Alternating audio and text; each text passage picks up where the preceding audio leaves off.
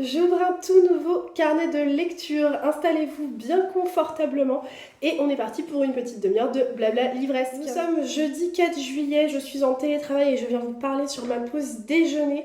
Je vous l'avais dit, il n'y aura pas de carnet de lecture ce soir, il y en aura un la semaine prochaine.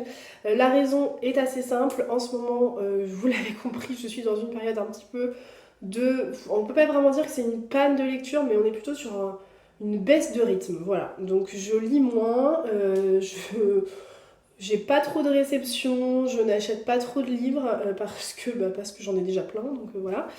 Et donc j'ai forcément moins de contenu à vous partager, donc j'essaye d'espacer un peu les carnets de lecture, histoire que vous n'ayez pas une vidéo qui dure 10 minutes toutes les semaines, pour que vous ayez un peu de contenu quand même.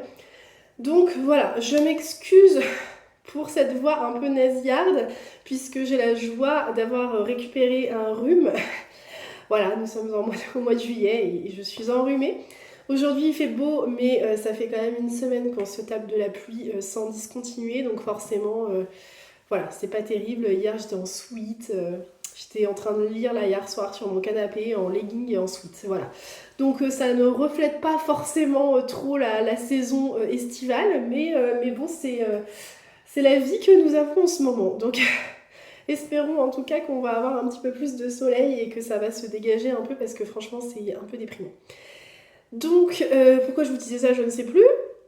Je ne sais plus. Bref, aparté médical et météo terminé, je voulais venir vous parler aujourd'hui de ma lecture en cours.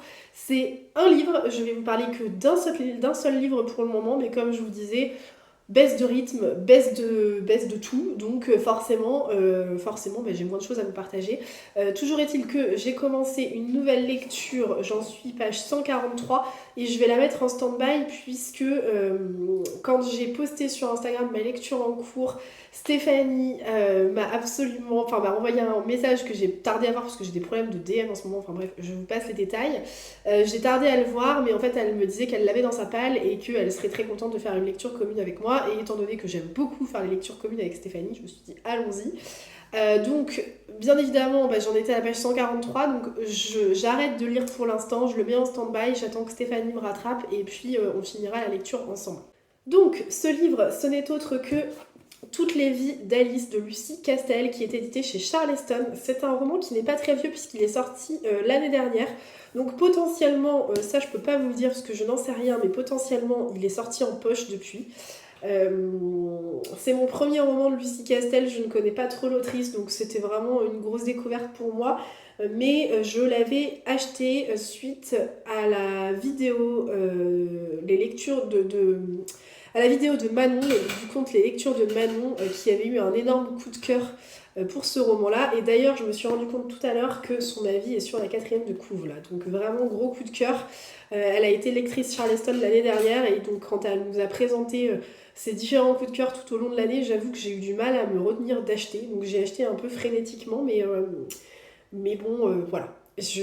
Pour l'instant, en tout cas, je ne regrette pas, parce que Le Sourire au livre que je vous ai présenté la semaine dernière, c'était aussi un roman que Manon avait fortement recommandé, et puis j'ai adoré, hein, comme vous avez pu le voir. Donc je n'ai pas trop de doute sur celui-ci non plus. On est toujours sur un roman tranche de vie, hein, donc comme vous pouvez le voir en ce moment, c'est un petit peu mon envie, hein. C'est vrai que l'été, je lis pas mal de romans tranche de vie, donc voilà, ça me va très bien. Ça change un peu de Virginie Grimaldi, de Karen Pont. Je trouve que c'est plutôt sympa de découvrir des nouvelles autrices de ce genre de littérature.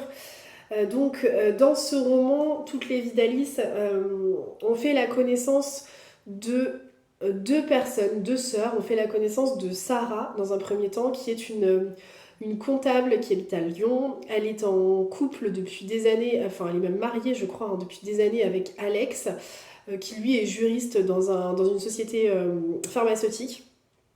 Et, euh, et en fait, le combat de leur vie, c'est de vouloir avoir un enfant. Et en fait, ils n'arrivent pas à avoir un enfant. Ça fait 10 ans ou plus qu'ils sont dans un parcours PMA très très compliqué. Et donc du coup, voilà, du coup c'est un peu le quotidien que Sarah nous, enfin son quotidien qu'elle nous raconte, c'est très compliqué. Elle arrive à une période où elle n'en peut plus, après 10 ans de bataille acharnée, sans réussir à mettre au monde un enfant, enfin en tout cas à arriver à terme d'une grossesse, je vais y arriver. Donc vraiment, on sent que c'est très très compliqué pour elle et elle est un peu dans une période de remise en question. Elle sait pas trop ce qu'elle va faire. Enfin, c'est assez compliqué pour elle. En parallèle de ça, elle va être contactée par sa sœur Charline qui va lui laisser un message vocal assez énigmatique. Et Charline, c'est sa grande sœur qu'elle n'a pas vue depuis des années et des années. Je crois que ça doit faire 20 ans, il me semble, dans le livre qu'elle l'a pas vue. Euh, et Charline, bah, c'est une femme qui vit à Aigues-Mortes, je crois, ouais c'est ça, Aigues-Mortes, là où Sarah a grandi et où elle a encore toute sa famille, elle a sa mère, elle a sa grand-mère encore là-bas. Et Charline, elle est complètement perdue, c'est une femme qui est déboussolée, qui est droguée, qui est alcoolique. Et donc elle laisse ce message vocal à Sarah, et le lendemain, Sarah apprend que ben, en fait, elle a été internée dans un état catatonique. Et en fait, bah, c'est comme si elle était dans le coma, elle ne répond plus à rien, c'est comme si elle n'était plus là en fait finalement. Et donc Sarah décide de redescendre à Aigues-Mortes, donc c'est la première fois depuis 20 ans qu'elle met les pieds dans cette ville, et elle se retrouve un peu face à toute sa famille qu'elle a un peu oubliée, ou en tout cas à qui elle a tourné le dos depuis toutes ces années. Donc vous l'aurez compris, on est sur une histoire de famille. Euh, c'est assez déroutant comme histoire parce qu'en fait, on ne connaît pas en fait les raisons pour lesquelles Sarah ne parle plus à sa famille, on ne connaît pas les raisons pour lesquelles elle est partie. Et je pense que même elle ne les connaît pas en fait finalement. Et on entre un peu dans cette histoire à tâtons, on ne sait pas trop où on va. Mais ça fonctionne pas mal. Alors, j'ai eu un peu de mal au tout début, parce que je trouvais que c'était un petit peu brouillon. Et je trouvais que bah, le rythme était assez lent finalement. Et on savait pas trop où on allait. Donc, les premiers chapitres, je les ai trouvés un peu poussifs. Mais une fois qu'on a passé cette partie un peu brouillonne, on va dire, allez, peut-être les 60-70 premières pages, on arrive à entrer dans l'histoire et là vraiment on a envie d'en savoir un peu plus, on a envie de comprendre l'histoire de cette famille et on a envie de connaître tous les secrets que cette famille peut bien avoir, puisque bah, forcément vous vous doutez bien qu'il y a beaucoup de non-dits et, euh, et c'est ça qui est intéressant. On est dans une famille qui est presque exclusivement féminine, hein, ou presque, il y a très très peu de personnages masculins dans ce roman. Je pense que d'ailleurs le seul que l'on a pour le moment, en tout cas, c'est Alex, le mari de Sarah. Sinon, ce ne sont que des femmes. Et je trouve que c'est assez original parce que vraiment, on est dans un univers féminin à 100%. Enfin, Sarah et Charline, elles ont grandi élevées par leur mère, par leur grand-mère, enfin voilà, par leurs amis, mais ce sont que des femmes que l'on trouve ici. Il n'y a pas du tout de figure masculine et ça, c'est assez original. Voilà ce que je peux vous dire pour le moment. Donc je viendrai vous en reparler quand Stéphanie aura un petit peu avancé et que je pourrai reprendre un petit peu ma lecture. Je vous avoue que j'ai quand même hâte. Alors j'ai réussi à le mettre en stand-by sans trop de soucis parce qu'on n'est pas encore dans un... En tout cas pour le moment, je ne suis pas dans un livre que j'ai envie de finir de façon frénétique en me disant oh là là, il faut absolument que j'arrive au bout, je peux pas m'arrêter, c'est pas possible. Donc j'ai pas trop de scrupules entre guillemets à le mettre en stand-by, mais j'ai quand même envie de savoir la suite et de connaître un petit peu les tenants et les aboutissants et d'en savoir un peu plus sur la famille de Sarah. Voilà ce que je pouvais vous dire sur ce roman. Écoutez, je viendrai vous reparler un petit peu plus tard. Là, vu qu'il fait pas trop moche et que j'ai une petite heure devant moi avant de reprendre à travailler, je pense que je vais aller marcher un peu. Je vais aller marcher, ça va me faire du bien. Et je pense que je vais essayer d'écouter un nouveau livre audio. Alors j'ai regardé sur mon compte Audible, j'ai dans mon compte Audible qui traîne là un Karen Pont. Et j'ai également Les secrets de Silver Moor de Tracy Rees. Je n'ai encore jamais lu cette autrice. On est plutôt sur un roman historique, donc je me dis que ça pourrait être pas mal. Ça changerait un petit peu de cette période de roman tranche de vie là, que j'arrête pas de lire. Donc je me dis, si je relis un Karen Pont, bon... Enfin, si j'écoute un Karen Pont, ça fait un peu redondant. J'en ai découvert un il n'y a pas si longtemps. Peut-être que ça pourrait être pas mal de se pencher plutôt vers une lecture historique. Donc pourquoi pas Les secrets de Silver Moor. On va voir. De toute façon, vous le saurez très très vite. Allez, sur ce, je vous reprends plus tard.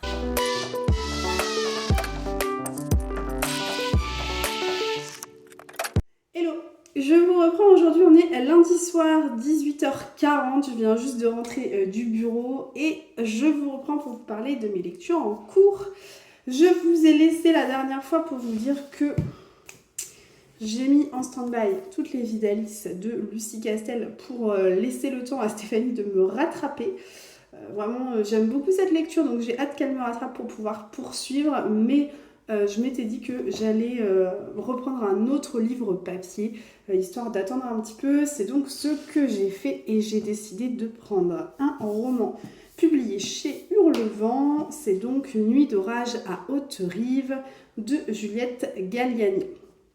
Donc, publié donc chez Hurlevent. Si vous me suivez depuis un certain temps, vous savez que j'aime beaucoup cette maison d'édition.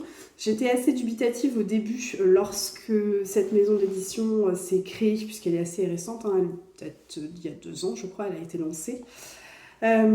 Puisque je me demandais un petit peu ce que ça allait donner et j'étais pas forcément convaincue. Mais j'ai laissé complètement la chance à cette maison d'édition et donc j'ai acheté les premiers ouvrages. J'ai notamment acheté le premier roman qui a été publié par la maison d'édition, qui n'est autre que Le cœur singulier de Millie Davis, écrit par S.A. Yarmond, donc Sarah du compte Mrs. Book Yarmond, qui est la créatrice de la maison d'édition. Et depuis le lancement de cette maison d'édition, j'ai lu 4 livres chez eux. Et honnêtement, je n'ai pas été déçue une seule fois. Donc clairement, tous les a priori que je pouvais avoir sur cette maison d'édition se sont clairement envolés. Je suis une grande fan. J'aime beaucoup ce qui est paru dans cette maison d'édition. C'est toujours des romans qui sont... Alors, on est souvent sur des romans à trame un peu historique, avec une qualité d'écriture qui est indéniable et des intrigues qui sont passionnantes. Donc, du coup, ça me donne toujours plus envie de découvrir ce qu'ils font. Je pense que pour le moment, mon préféré, c'est Des cendres sur tes mains de Nora Lake, qui est un roman gothique que j'ai adoré. Vraiment, on était très très proche du coup de cœur sur ce livre-là. J'ai beaucoup aimé. Moi, j'aime beaucoup les romans gothiques. Ça faisait longtemps que j'en avais pas lu un qui était aussi palpitant. Et ça a été vraiment une excellente découverte. Mais tous les autres romans que j'ai lus, que ce soit Le cœur singulier de Millie Davis, que ce soit Les éclats de la fratrie au pic ou La duchesse de Buckingham, ça a vraiment été des livres que j'ai beaucoup aimés et que je vous recommande de découvrir parce que vraiment ce sont des petites pépites. Donc voilà. Donc je ne prends pas trop de risques à mon sens en me lançant dans Nuit d'orage à Haute-Rive. Je l'ai pris parce que on est sur une intrigue qui se passe en plein été, dans un été très étouffant, caniculaire. L'intrigue se passe à Lyon en 1954. Et dans ce roman, on fait la connaissance de l'illustre famille Bellamy. C'est une famille de nobles lyonnais qui font un peu la pluie et le beau temps dans la ville lyonnaise. Et du coup, on suit un petit peu toutes les intrigues. Et en fait, ce qu'on suit surtout, c'est la 3e génération, donc la génération des petites filles. Elles sont 4. Vous avez Éléonore, Hortense, Adèle et la dernière, c'est Gabrielle. Et donc, ce sont les 4 filles qui sont toutes les 4 très différentes, qui ont des personnalités assez singulières, qui ont des personnalités qui ne s'accordent pas forcément. Et en fait, on va suivre surtout les rivalités qu'il va y avoir entre ces 4 cousines. Et c'est plutôt passionnant, franchement, faut le dire. Le roman fait 520 pages. J'en suis à la page 240, donc j'ai plutôt bien avancé déjà. Et alors, ce qui est plutôt intéressant, c'est que l'intrigue, elle monte un peu crescendo et l'ambiance monte aussi crescendo. On sent au début que c'est une famille bien sous tous aspects, sous tous les angles, qui s'entend plus ou moins bien, qui se réunit tous les étés dans cette villa de Lyon, donc dans la villa Haute-Rive. Et voilà, et en fait, au début, on découvre un peu la famille, sans trop se douter ce qu'il y a derrière. Et au fur et à mesure, on se rend compte, en découvrant notamment les 4 cousines, qu'il y a quand même un sacré paquet de rivalités et que elles sont un peu toutes jalouses les unes des autres et c'est un peu compliqué à gérer au quotidien. Donc voilà à peu près où j'en suis. On sent vraiment l'effet canicule, on sent la moiteur, on sent cette ambiance étouffante, on sent tout ça. Et alors même si malheureusement nous sommes le 8 juillet et que ce n'est pas forcément le cas par chez moi, ça n'empêche que je trouve ça plutôt sympa de lire ça en été. Ça reflète bien les étés caniculaires que l'on peut parfois avoir. Donc c'est plutôt intéressant de le lire en été. Voilà. Donc j'aimerais vous en reparler, mais c'est vrai que pour l'instant, je me délecte un petit peu de cette histoire. Je suis très bien dedans, je suis contente de retourner à ma lecture. Et puis j'ai envie de savoir ce qui va se passer. Voilà. Chose que je vous ai pas dit, mais dans cette histoire-là, il y a une place importante qui est faite à la couture. C'est pour ça que vous voyez sur la couverture là, des ciseaux de couture, parce que 2 des cousines, Éléonore et Hortense, sont 2 fans de couture qui espèrent pouvoir intégrer un institut pour travailler dans la mode plus tard. Donc c'est pour ça que vous voyez un petit peu ces petits ciseaux, et la couture a une place très importante dans ce livre. Voilà ce que je pouvais vous dire sur ma lecture papier. En parallèle, je vous l'avais dit, j'ai décidé de reprendre un livre audio et comme je vous le disais sans grande surprise, mon choix s'est porté sur Les Secrets de Silvermore de Tracy Rees. Et je suis extrêmement contente d'avoir fait ce choix-là parce que je me régale également dans cette histoire, vraiment. Je ne connaissais pas l'autrice, j'avais emprunté à la bibliothèque Le Manoir aux Roses, qui est son premier roman, je crois. Et en fait, je me suis laissée avoir par le délai et tout, et je l'ai rendu sans l'avoir lu. Donc bon, c'est un peu dommage. J'aurais pu le prolonger, finalement je l'ai pas fait. Enfin, je sais pas trop ce que j'ai fait, j'ai un peu foiré mon truc là sur ce livre-là, et finalement je l'ai jamais lu. Et donc je n'ai jamais découvert la plume de l'autrice. Je trouve ça un petit peu dommage parce que franchement, quand je vois ce qu'elle publie, je me dis que c'est tout à fait le genre d'histoire qui peut me plaire. On est sur des romans plutôt historiques, avec pas mal de descriptions de la vie à l'époque. Et ça, franchement, je pense que c'est vraiment le genre d'ambiance et le genre de roman qui peut vraiment m'intéresser. Donc là, en l'occurrence, dans Les Secrets de Silvermore, c'est ça. On est en 1899 en Angleterre et on fait la connaissance de 2 jeunes ados. On n'est plus vraiment sur des enfants, ils ont 14 ans, donc on est sur 2 jeunes ados. On fait donc la connaissance de Tommy et la connaissance de Josie. Et en fait, tous les 2, ils habitent dans des villes différentes qui sont pas très éloignées l'une de l'autre. Tommy habite à Greenlee et Josie habite à Arden. Et ce sont 2 villes qui sont gérées par 2 grandes familles bourgeoises, 2 grandes familles de nobles. Et ces familles-là sont propriétaires des mines de charbon qu'il y a dans ces 2 villes. Et donc en fait ce sont des villes minières, les personnes qui y habitent sont principalement des miniers, et en fait toute l'intrigue se passe autour de ça, autour de l'exploitation des mines de charbon à l'époque, comment les travailleurs étaient traités et tout, et l'influence des familles nobles qui sont propriétaires de ces mines et qui du coup s'enrichissent sur la misère des hommes un petit peu, puisque c'est un peu ça malheureusement. Et donc dans ce roman, Josie et Tommy sont 2 jeunes adolescents pour qui en tout cas le destin est déjà tout tracé, puisqu'en gros Tommy il a 14 ans, donc il va aller travailler dans la mine, point barre. Dans toute sa famille, de génération en génération, ils sont mineurs. Bon voilà, en gros son destin c'est ça, il va être mineur, point barre. Et Josie de son côté, son destin il est aussi tout tracé, c'est-à-dire que c'est une jeune fille, donc elle va forcément épouser un mineur, et elle va être femme de mineur, et elle va être mère de futurs mineurs, et voilà. En gros, il n'y a pas trop de surprises sur ce qui les attend dans leur vie future, sauf que Josie et Tommy, ce sont 2 grands curieux, 2 grands rêveurs, et que clairement, ils n'ont pas du tout, mais alors pas du tout envie de cette vie-là.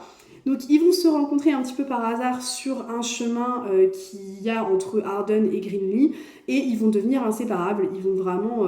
ils vont avoir un petit coup de cœur parce qu'ils vont du coup développer une relation complètement fusionnelle et pour eux c'est inenvisageable d'accepter ce destin tout tracé. Et c'est leur histoire en fait que l'on va suivre. Je trouve ça hyper intéressant parce que les deux personnages, donc Tommy et Josie, sont très attachants. L'autrice a fait le choix d'un roman choral, donc on a à la fois le point de vue de Tommy, à la fois le point de vue de Josie. Donc c'est assez intéressant et je trouve que ça permet encore plus de s'attacher aux personnages. Donc ces deux jeunes adolescents sont extrêmement attachants.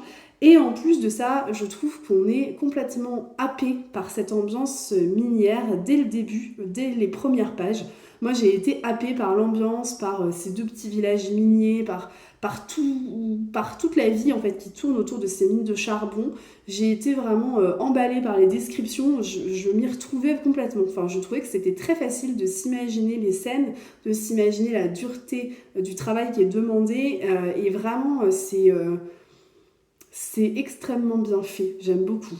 Et en parallèle de ça, vous avez quand même en toile de fond l'histoire de Silvermore, qui est donc le manoir dans lequel la famille qui gère toute la ville de Greenlee habite. Et donc du coup, tout tourne autour de ce manoir fastueux qui du coup est un contraste incroyable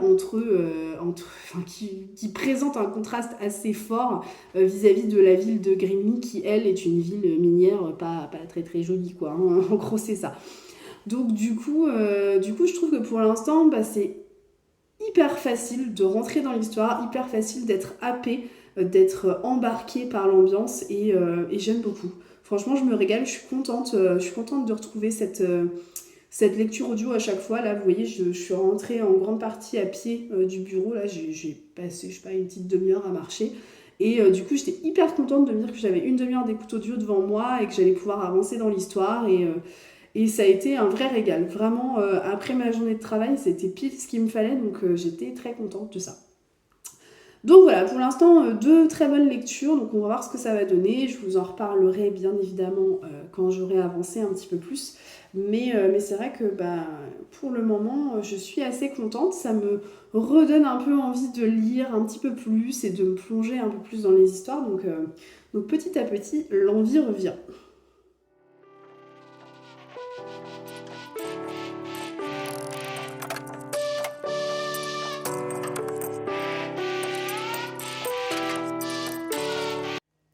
Je vous reprends rapidement, on est mardi soir. Je vous reprends parce que j'ai un unboxing à faire avec vous. Je vous reprends très rapidement parce que la qualité vidéo est affreuse. Donc bon, c'est pas terrible, mais j'avais quand même envie de faire l'unboxing ce soir. Je me dépêche. Ça vient de la maison d'édition Gaëlis. Je sais pas vraiment ce que c'est. De toute évidence, c'est un livre. Mais on n'a pas été informé, donc c'est la surprise. Alors, oh trop cool. C'est le 4e tome de la saga Les Chemins d'Aveline et donc c'est le tome qui concerne Alistair. Oulala, et il est quand même sacrément gros. Hein. Ah ouais, on est sur un tome qui fait presque 700 pages. Donc on est sur une belle bricasse comme vous pouvez le voir. J'ai vraiment beaucoup trop hâte de le lire. Je ne vous lis pas la 4e de couve parce qu'on est sur un 4e tome. Le 3e tome nous a laissé sur un espèce de cliffhanger. Moi je m'y attendais absolument pas. J'ai donc qu'une hâte, c'est de dévorer celui-ci. Et je pense que ça va être une de mes prochaines lectures. Voilà. Allez, sur ce, je vous retrouve plus tard. Hello, on est jeudi. Je vous reprends rapidement pour vous parler de ce roman que j'ai enfin terminé, Nuit d'orage à Haute-Rive de Juliette Galliani. Je vous en ai déjà un petit peu parlé, je vous ai déjà expliqué un petit peu l'histoire. Honnêtement, je n'ai pas mis très longtemps à le lire, donc je voulais vraiment vous faire un retour. Ça a été une bonne lecture, vraiment. Ouais, bonne lecture. Pas un coup de cœur, non. C'est pas mon préféré des éditions Hurlevent, mais ça reste une bonne lecture. Je vous ai déjà un petit peu parlé de l'histoire, donc je vous récapitule les choses très rapidement, très succinctement. On est donc sur 4 cousines qui passent leur été dans la villa familiale qui s'appelle la villa Hauterive. Et donc ce sont 4 cousines qui sont rongées par la jalousie, la haine et les tensions montent crescendo jusqu'à ce que l'irréparable se produise un soir d'orage à Hauterive. Voilà, tout simplement. Le titre est extrêmement bien choisi, hein, vraiment, il n'y a rien à dire là-dessus. C'est un roman qui est déroutant, parce que c'est un roman qui est à la fois plat et passionnant, palpitant. Du coup, c'est extrêmement troublant, c'est extrêmement désarçonnant comme lecture parce que tout est contraste dans ce livre. On ne peut pas s'empêcher de détester le personnage d'Éléonore, qui est un personnage manipulateur, fourbe, mauvais. Mais à côté de ça, on ne peut pas s'empêcher de la trouver ensorcelante, de la trouver enivrante, de la trouver incroyablement passionnante. C'est pareil pour ses cousines, c'est-à-dire qu'on se prend vraiment d'affection pour ces 3 cousines, donc Adèle, Hortense et Gabrielle. On se prend d'affection pour elles, on va les prendre un peu en pitié, on va les trouver, on va avoir de la peine pour elles. Mais à côté de ça, à contrario, on va pas pouvoir s'empêcher de les trouver envieuses, de les trouver jalouses, de les trouver tristes, parfois même insupportables. Et voilà. Et en fait, tout est contraste. Ce n'est que ça dans ce roman, et c'est pour ça que je vous dis que c'est déroutant, parce qu'on n'a pas l'habitude de voir un roman pareil. On change de point de vue. Il n'y a pas véritablement de point de vue dans ce livre.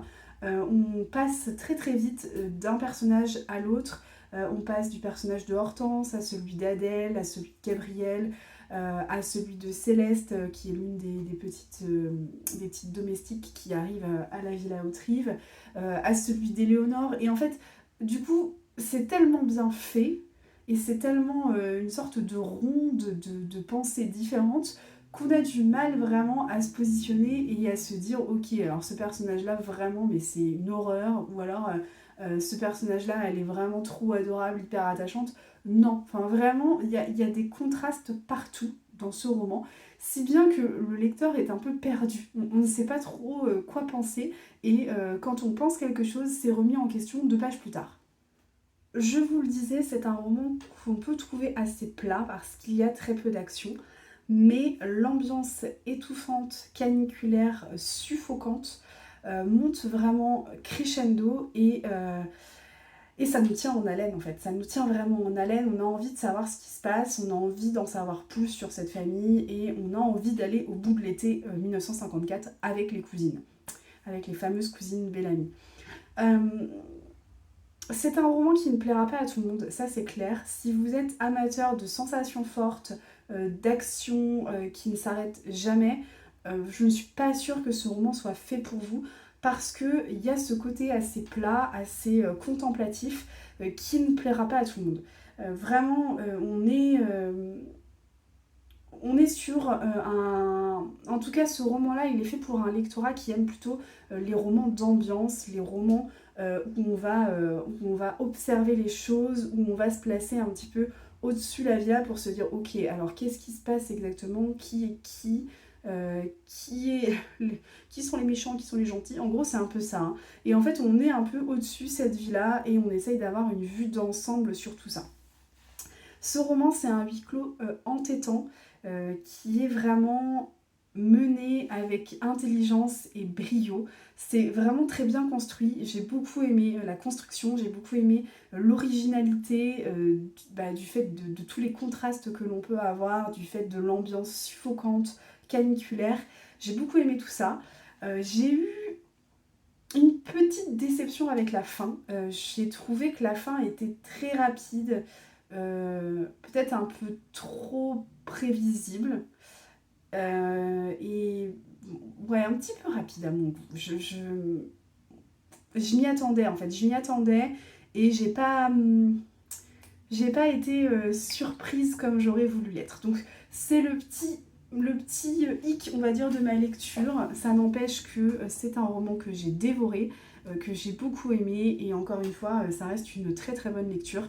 Ça vient vraiment, ça vient appuyer en fait ce que je vous disais en début de carnet de lecture, c'est-à-dire que la maison d'édition Hurlevent, bah, pour l'instant, il n'y a pas de flop, c'est que des très bonnes lectures, voire parfois des excellentes lectures. On frôle vraiment les coups de cœur à chaque fois. Voilà, donc là encore, on n'est pas sur un coup de cœur. Il y a cette fin ouais, qui me laisse un petit goût de ah, c'est dommage. Mais ça n'empêche que le reste est vraiment très bien fait, et ça vaut vraiment le coup de le découvrir, ce livre. Si vous avez envie de vous plonger dans une villa lyonnaise un peu étouffante, avec des secrets de famille, avec des rivalités, des tensions, eh bien ne cherchez plus, vous avez trouvé le livre de votre été. Il va être l'heure pour moi de vous laisser ici et de clore ce carnet de lecture, puisqu'il va être l'heure d'aller chercher mon fils chez sa nourrice. Donc du coup, je vais vous laisser là. J'espère que vous aurez fait de belles découvertes pendant cette petite demi-heure de blabla livresque. Je m'excuse parce que j'ai commencé à monter le carnet de lecture et je sais qu'il y a certains passages vidéo qui sont pas d'une qualité exceptionnelle, donc je pense que le carnet de lecture en termes de qualité visuelle ne sera pas terrible, et vraiment toutes mes excuses pour ça. J'espère que vous ne m'en voudrez pas trop. J'essaierai de m'améliorer la semaine prochaine. En tout cas, voilà, malgré tout, j'espère que vous aurez fait des belles découvertes livresques, je vous aurai donné envie de lire certains livres, notamment celui-ci. Et n'hésitez pas à me dire ce que vous lisez en ce moment, quels sont vos derniers coups de cœur, quelles sont les dernières pépites que je dois absolument mettre de côté dans ma wishlist. Voilà, n'hésitez pas à me dire tout ça en commentaire, et nous on se retrouve dès la semaine prochaine pour un nouveau carnet de lecture. Allez, ciao!